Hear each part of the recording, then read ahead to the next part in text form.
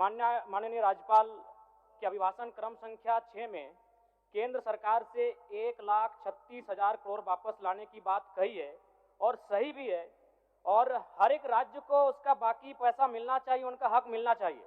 लेकिन अध्यक्ष महोदय, मैं आपके माध्यम से सरकार से पूछना चाहता हूं कि राज्य के सभी बैंकों ने मिलकर 2019 से 2024 तक 5,55,018 करोड़ रुपए दूसरे राज्यों को भुगतान करने का कार्य किया है।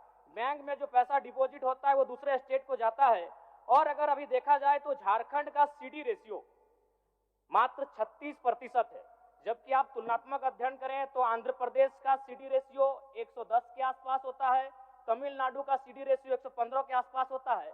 अगर और सबसे महत्वपूर्ण बात कि बैंकर समिति के अध्यक्ष माननीय मुख्यमंत्री होते हैं, अगर इस पैसे को हम लोग बचा के अपने राज्य में ले आते हैं तो लोन के माध्यम से यहाँ के युवा, यहाँ के महिलाओं को अगर निर्गत कराते हैं तो बहुत बड़ी समस्याओं का निदान होगा। इसलिए मैं चाहता हूं कि सत्ता का ध्यान इस ओर आकृष्ट हो।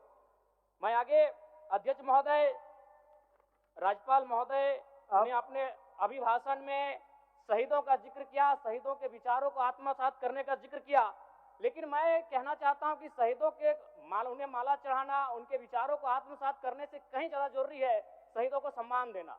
मैं एक झारखंड, चूंकि माननीय मुख्यमंत्री भी झारखंड आंदोलनकारी के सुपुत्र है, आज वो मुख्यमंत्री हैं, मैं भी एक झारखंड आंदोलनकारी का बेटा हूं, आज मैं विधायक के रूप में आपके बीच हूं, लेकिन आज असंख्य झारखंड आंदोलनकारी के परिवार है जो आज छत बिछत हो चुका है। इसलिए मैं चाहता हूं जिस प्रकार एसटी आरक्षण, ओबीसी आरक्षण और एससी आरक्षण, ईडब्ल्यूएस आरक्षण के साथ झारखंड आंदोलन की लड़ाई लड़ने वाले आंदोलनकारियों के परिवार को, आश्रितों को 5% आरक्षण की व्यवस्था की जाए, ये मैं सदन से मांग करता हूं। अध्यक्ष महोदय, थोड़ा सा और समय लूंगा। अब हो गया जयराम, जब सरकार का उत्तर होना है, अब सरकार फिर बाद में फिर सेकंड पारी में मौका मिलेगा। मान्यवर 30 सेकंड, मान्यवर 30 सेकंड।